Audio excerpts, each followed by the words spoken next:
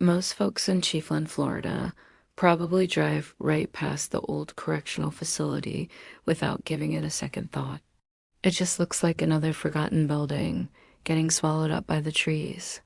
You see the sun-bleached walls, the razor wire curling up with rust, and that watchtower leaning like it's tired of holding onto its secrets.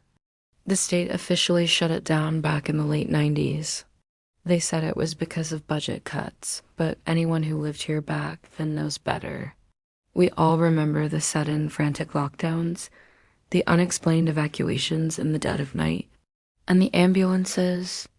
They'd show up with no warning and leave without their sirens, silent and heavy. Then there were the inmates who just vanished. They didn't escape and they weren't transferred. They were just gone. No paperwork, no official story. Just an empty bunk and a guard who looked like he knew too much and wished he didn't. The guards assigned to the night shift.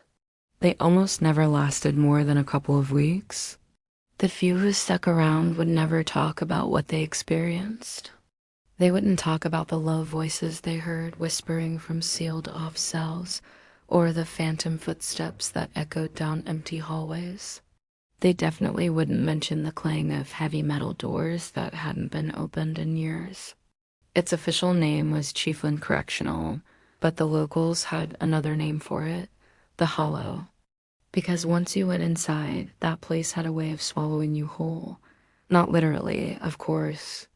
At least not in any way someone could prove. But people said the prison stole things from you. It would steal your sense of time, your memories, and your sleep. Sometimes it even took your sanity. Former guards would tell stories about never feeling truly alone inside those walls, as if something was always watching from the darkness. Inmates would refuse to sleep, swearing they felt cold fingers brush against their ankles or heard breathing from under their bunks. A handful of them even claimed they saw faces staring out from the windows of solitary, confinement faces that didn't belong to any living person. By the end, even the day shift officers were begging for transfers. But here's where it gets even stranger. Months after it was closed, a construction crew was sent in to salvage materials. Right away, their tools started disappearing. Their radios would crackle with static or just stop working. More than one worker walked off the job mid-shift, pale as a sheet, and refused to ever go back. One man swore he heard someone whisper his full name from inside an empty cell, slow and clear, like a warning. That was it. The city gave up.